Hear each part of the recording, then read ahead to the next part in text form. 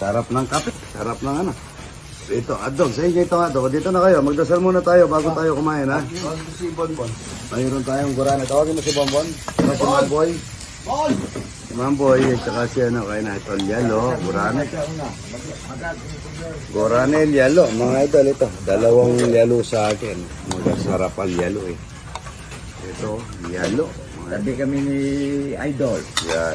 Huwag ka munang kakain. Magdadasal muna tayo.